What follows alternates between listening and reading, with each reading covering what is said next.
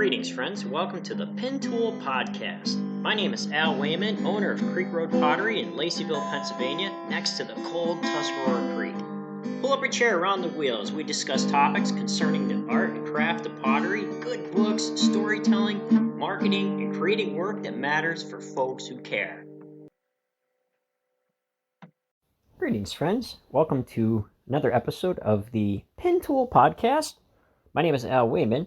This is Season 3, Episode 6, and we are in the month of March, the, second week, and I am in the middle of my Spring 2024 show, and I'm going to tell you all about getting here, and it was a pretty interesting 2 weeks. We had a mix of cold and warm days, and the Strucker Creek is still running kind of high, and it's running cold because of the rain. And we had a few nice days up in the 60s yesterday, matter of fact. A little bit of rain in the morning, and it was nice in the day. However, the wind was cold, right? So it was still a bit chilly outside. In the last 2 weeks, I was able to fire out quite a few pots for the show, and I did some raw firings, mainly because I had to get pots through the kilns while working my other job at the paper factory. So I have 2 jobs, right? And I try to show up the best I can for both.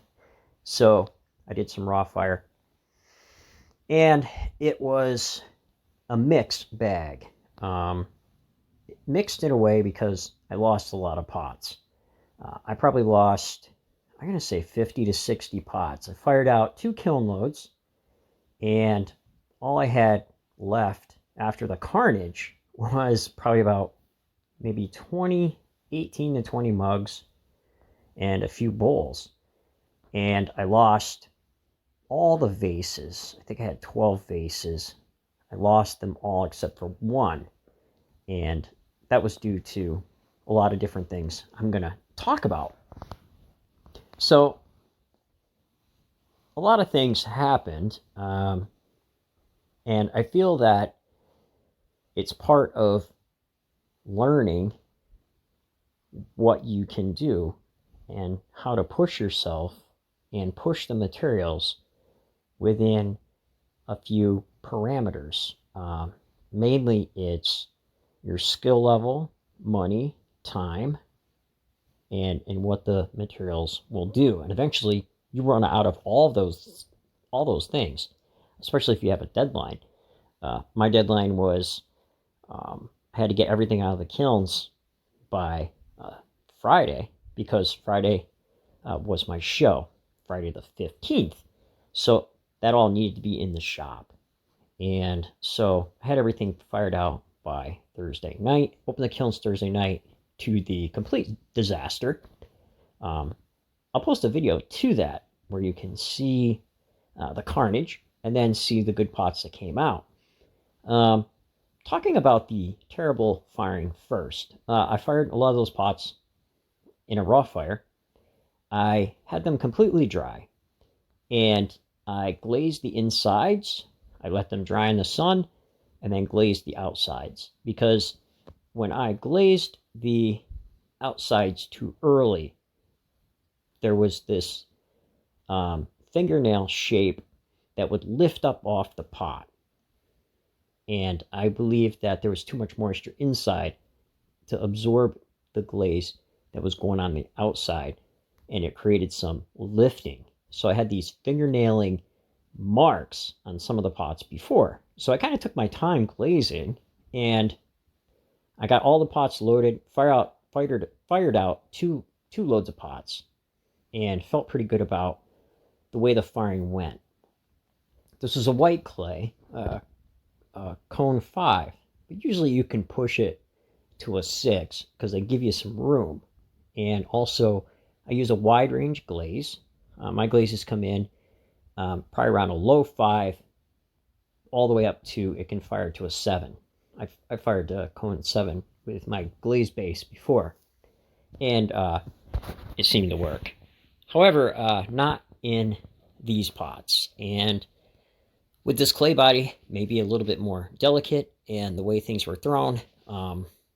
So it seemed that the thicker mugs and bowls that I threw, because I threw these kind of like heavyweight coffee mugs so that you could heat them up and they would hold heat fairly decent. And the thinner things, like the wine cups, ended up having more of a bad time, cracking, and it could be simply from doing the dunks and handling damage from dunking and holding and moving them around and things in the raw format. So I need to work that process out a little bit more and find out a way to do it better if I'm going to do raw fire. But for now, with this clay body, I'm going to bisque the pots. I bisque fire and gas, so I'm going to bisque the pots and then put them through. So even though I lost 60 pots and it left some space in my shed, I still had probably another 20 to 40 pots to put out that I already had from times past. And I had a few candles, so that was good. And I was able to fill one whole section with the new pots. And the texture patterns came up beautiful on that white clay body with the glaze. I had a nice seafoam glaze and then a light blue glaze. And the lines and the patterns that I put on the mugs turned out beautiful. I'm really happy with how it looked. And the vases, the one vase that I got, turned out beautiful because that glaze just filled in the texture patterns I put on it. So I was really happy with that. On the damaged pots, really happy with how the glaze looked on the cups. This glaze is filling in the lines. I love texture patterns. My buyers love the texture patterns. So I did some new ideas and put them on the work, on the body of work, and that part of it came out looking beautiful. And I think if I can get the vases to work, so what happened, the vases, after I threw them, had to go into work. They ended up drying out on me because I just didn't get time to get back. I did have them covered, but they got to the point where they were too hard to trim, right? So I had to man up,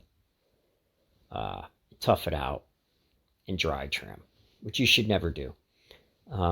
So some damage, handling damage, could have been done in the dry trim. I put a masky on, went outside, and dry trimmed a lot. And all the pots. They looked beautiful when they went in. I was able to dry trim some interesting patterns into them. And I was able to sand them out a little bit and then glaze them. And in that process, I believe with all the handling and the trimming dry, it was just a lot for that to take, that form to take, and a lot of rough usage. And so that ended up being part of the damage that came out of that kiln load. Apart from that, the firing went fine. The kilns fired out decent, and they got done at a decent time, right on time. I fired with the peepholes out of the gas because I wanted the clay body to have more oxidation rather than reduction. So I added a lot of air to the kiln, and the cooling went fine. It was just, I think, the pre-handling and the trimming and the glazing that put a lot of stress on the pots and prepping them. And it damaged the pots in the process of raw firing. Now, if I were to bisque the pots and get them trimmed and dried and do all the processes correctly, right, things would have gone better. So I put everything in the shop, and my friend Jill came over. She sells goat soap, and she did opening day for me because I had to work at the paper factory day one, and my wife was kind enough to help her, and they did a few sales out there for day one. And it was a pretty nice day. It was a little bit windy, had some rain, and I believe that kept some customers away. And there's a whole bunch of different reasons. I did make the goal of selling one pot. One pot is my goal every time. So one pot, day one, probably around 9 or 10 o'clock. So that was nice. And a few people came by. Then Saturday, today, the time of this recording, day two of the show, I made a couple $100 selling some mugs and some bowls, and had a really nice time. My parents came up and had a really nice time chatting. So today, what I need to do is work on a 50 cup order, a wholesale order that's going to be going out, and I'm going to be making 50 handleless, no handles, teacups, and they're going to be going into a gift box set. So I'm hoping to get those started either tonight or tomorrow, and I'm going to be doing 50, so that's about 4 hours work. So I'll probably throw 2 wearboards, take a break, and then throw another 2 and try to have it done. You just listen to an audiobook. You can get that out. So I want to get those drying for tomorrow and Monday, and then put those in the warming box after I trim them quick in the morning or Sunday afternoon, and then Monday morning load them into a bisque, and then fire that bisque all day Monday, and then Tuesday unload the bisque, and then dunk all those pots, and then maybe Wednesday morning fire those out. So they'll need to be sent probably around Thursday or Friday. So hopefully I can keep on that schedule and get the work through the kiln. So I have one more day of the show, the spring show 2024, tomorrow. And one of the best parts of doing these shows is collaborating with the other small businesses that are in the area. I have some really good neighbors who run some really nice small businesses selling furniture and different things. There's a maple syrup place and a whole bunch of different things. The winery, things like that. So they join these trails, and it's real enjoyable. And the organizers work really hard to keep these things going, to encourage people to come out and support their local communities. And I am one of the few handmade people on the trail in this area. And I'm very proud to even sell one pot. And I kind of train the customers that, like, hey, you take the bad with the good, right? It's not all going to be good. And if you come in and you see only one pot sitting on a shelf, that means I had a bad time in the kilns, right? And that's just the way it goes. So I messed up somewhere in some of the processes, even after all these years of doing pots. It's possible to do that.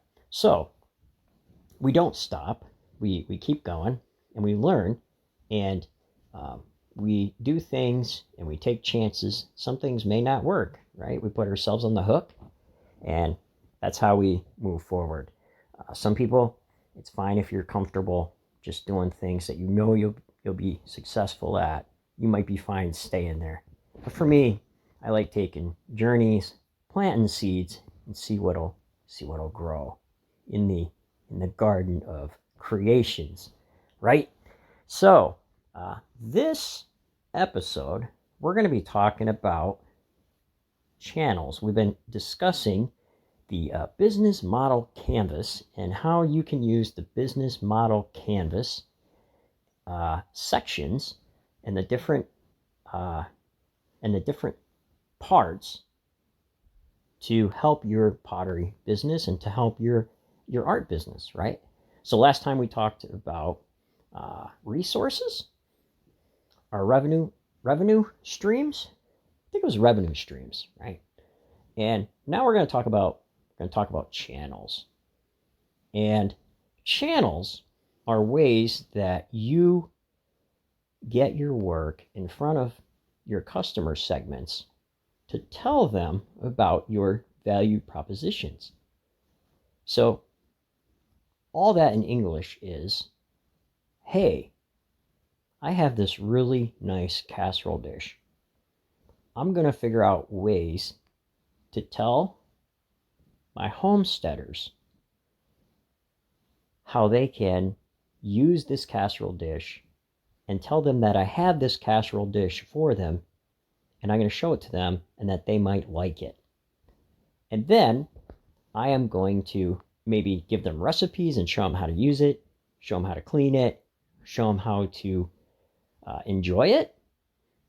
And then I'll do follow-up to see if there's any more things that I can help them with as a customer segment, right?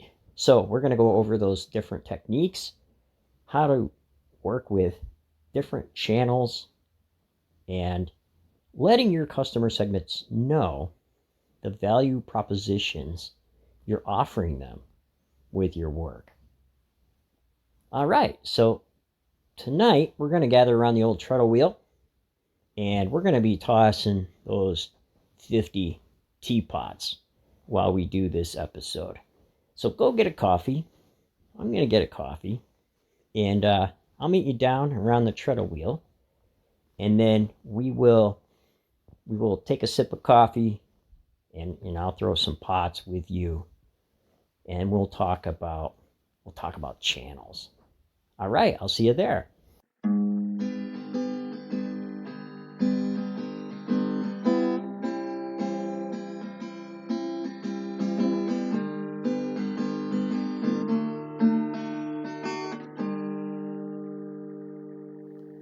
Greetings, friends. Welcome back. Pull up a chair around the old treadle wheel, and we'll take a sip of coffee here, and we'll get started talking about channels. We've been going through the book, Business Model Generation, a handbook for visionaries, game changers, and challengers. It's a great book, and there's also a really good business class I've been talking about, how to build a startup by Steve Blank. I'll put that in the show notes. And then Steve Blank also wrote a Startup Owner's Manual, and it was a really good resource for me back 9 years ago when I was starting to build the Pottery using the idea that we're going through now, the business model canvas. And it really helped me put together the Pottery and figure out my customer segments and all the things that we're talking about, right? Revenue streams, value propositions. And now we are going to talk about channels and what are channels. So getting started here, your channels are how you reach your customer segments to deliver your value propositions.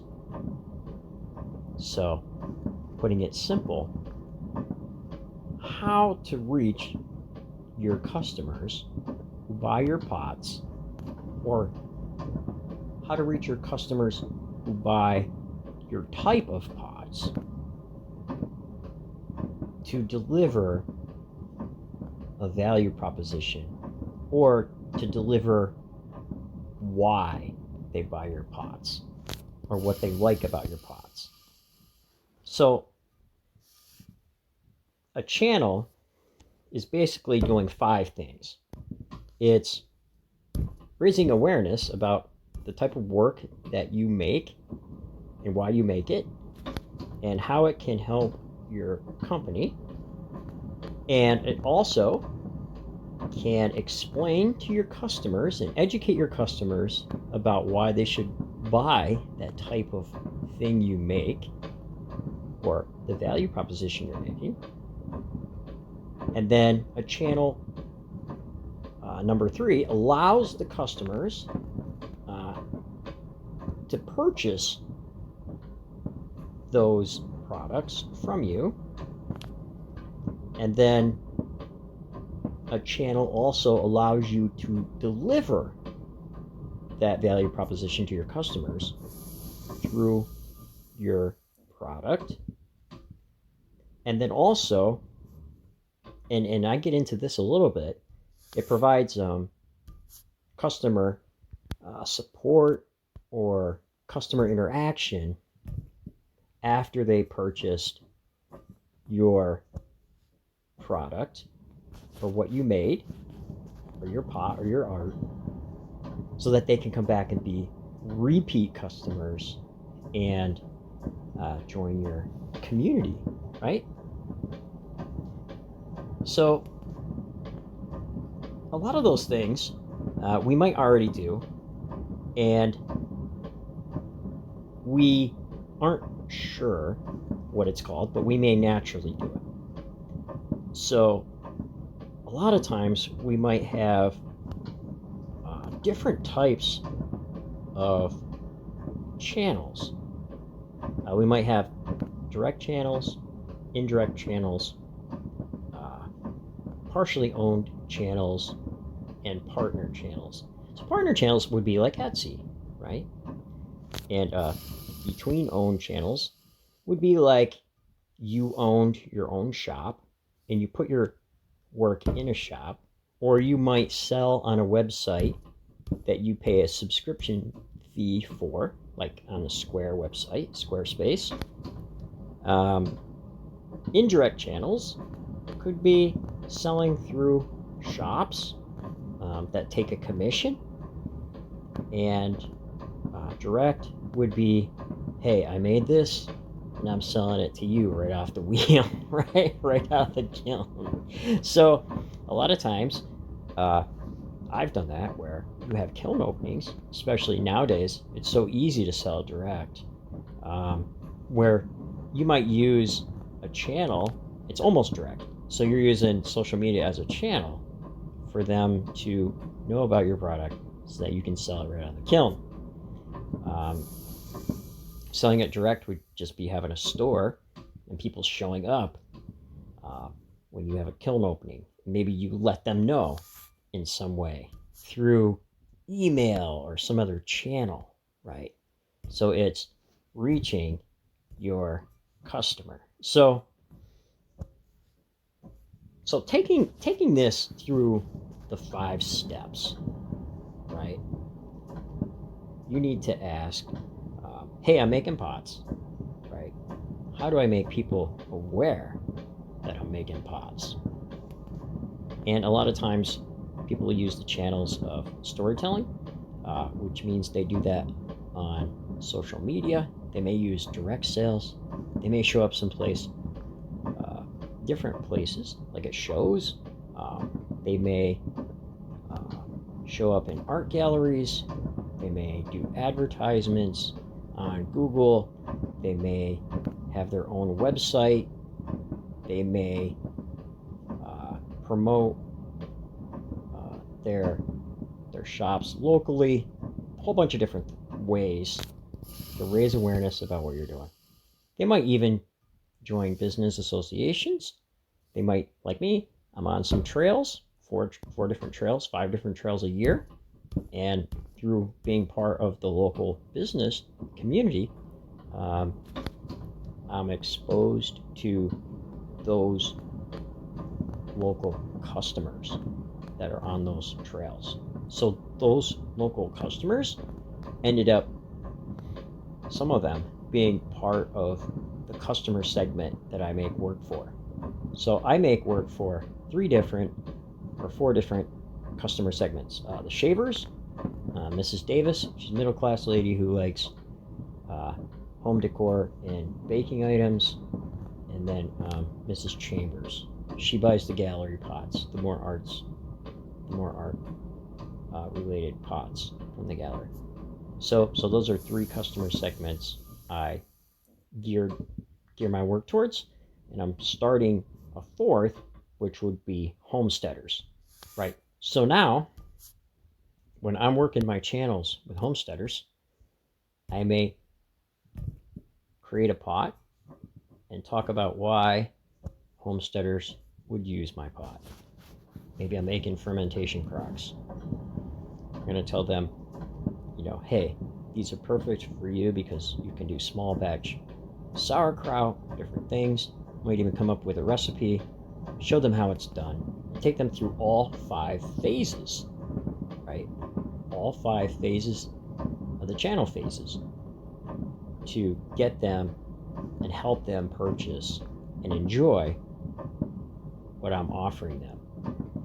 The value propositions that I'm going to build in my fermenter, right? My fermentation crock. Just as an example, right? So we use value propositions all the times with our customer segments. So awareness. How do you raise awareness? And then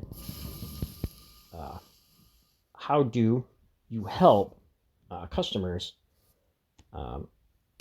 evaluate the value propositions? How do you promote your value propositions to the customer? And then it moves into the purchasing stage. How can they purchase your work? Where? Is it off your website? Is it local? Online? Direct? You're going to ship it. Delivery. How do you deliver your value proposition or your product to your customers? There's a whole bunch of different ways sometimes that they choose. During COVID, I made home delivery, dropped it off in people's porches. Believe it or not, I have done that. Dropped it off at people's porches. So you can use that. And then after sales, what kind of relationship are you building with your customers in the after sale part of it? Like, are you turning them into repeat customers?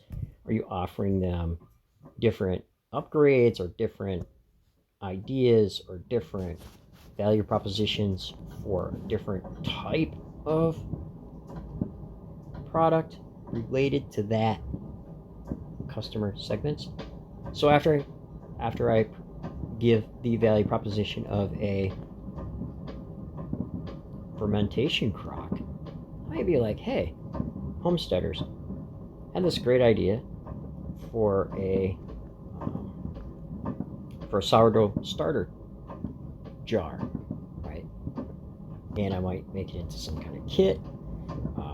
What would you like as a value proposition in a sourdough starter jar? This is just for an example. You would ask them, right? You get to know homesteaders, get to know your customer segments, get to know their pain points. What do they look for? What do they find annoying?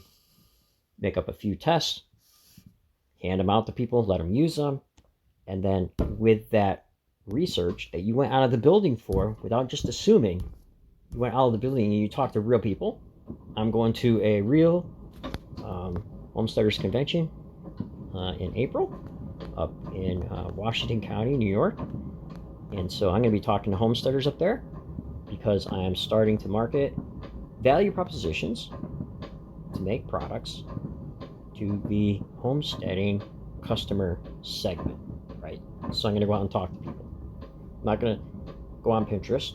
I'm not going to sit in the building and make assumptions. I'm going to go find out, right? People who actually use these types of things. So those are the 5 channel phases. And we've probably been through most of those. So let's talk about the different types of channels. And we went through them, talked about direct channels, indirect channels, and partner channels. So partner channels are probably one of the more expensive because partner channels and indirect, they lead to lower profit margins simply because they're taking fees from you. So partner channel would be, say, a gallery taking 50%. That's a channel that you'd use to deliver your value propositions to the customer segment that buys art, that buys your art, right? And they take maybe 50%. Some shops that I'm in take 30%. These are handmade shops. They give you a shelf, and they have customers that come in looking for handmade items, and coffee shops and things like that. They might say, all right, you can sell your work on their shelf. We're taking 30%, and you can sell product that way. Another channel that I talked about before that in my opinion, personally, I very much dislike is the rental space where you can rent a shelf. On top of, they take a commission. So you might pay $100 for a shelf, and also they take 30% or 20% of sales. To me, those types of businesses are the most costly, and you will have the smallest profit margin unless you're selling volumes of product through there, or you sell enough in wholesale in other areas that you can afford to have that space, right? So we're talking about partner channels where you're sharing part of it. And the highest profit margin is channels that you own. And if you sell direct from your website, if you sell direct kiln openings from Facebook, Instagram, places like that, where they're not nickel and diming you, you can make out pretty decent. A mixed bag is juried shows. There's some pretty high-end shows, but you're spending money, a lot of money, on shows that you might not get into. And some of those shows, they keep the jury fee, even if you don't get in. So you're losing money there. And they're not a sure thing. So it's not a channel that you can count on. So just like revenue sources, just like we talked about revenue streams, being diversified in your revenue streams. So if one tanks, you still have another. It's important to diversify in every section of the business model canvas. And it's important to diversify also in your channels. Because if you're depending on one gallery and one channel, one shop, one store, only your website, that creates a huge problem if that goes down. That's 100% of your business. If you were diversified and you happen to lose your website, but you had 5 or 6 other things, that can only be a small percentage of this. That only might be 20%, right? So it's good to be diversified in all areas of your business, including being diversified in your customer segments. If you're only selling to, say, wet shavers, if you're only selling to, for example, homesteaders, and all of a sudden everybody's got one of what you make and you didn't diversify anything or come out with anything new, you end up drying up. So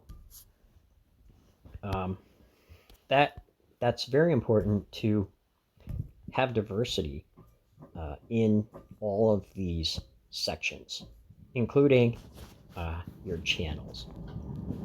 So some of the channels that I have right now are being on the local business trails, because I pay a fee to help with advertising, but other than that, it's direct. Like, people come to my house here in my pottery shed.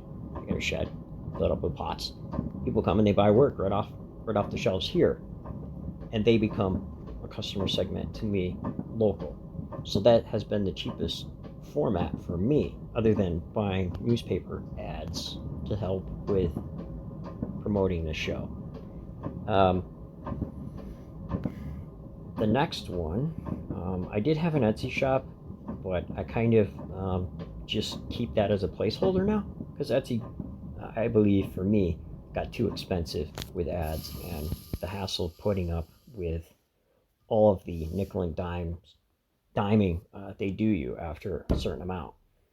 And then I have a few shops. Some of my work, they take 30%, some 20% in the area, local art shops.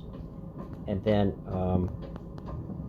I do a few wholesale things.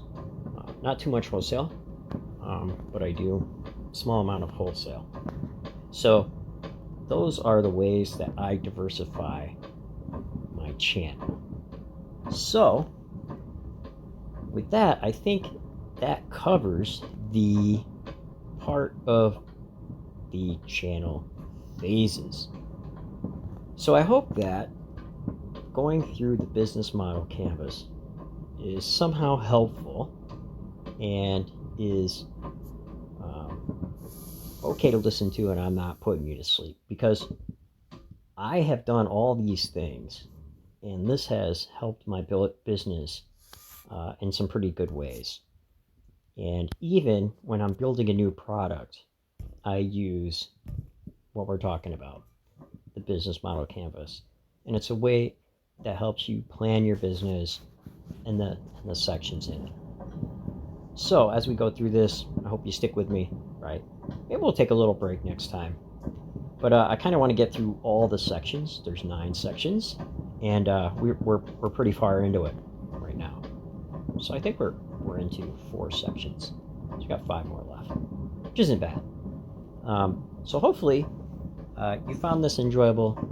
Hopefully you're making good work for people who care. So until next time, friends, take care and happy potting.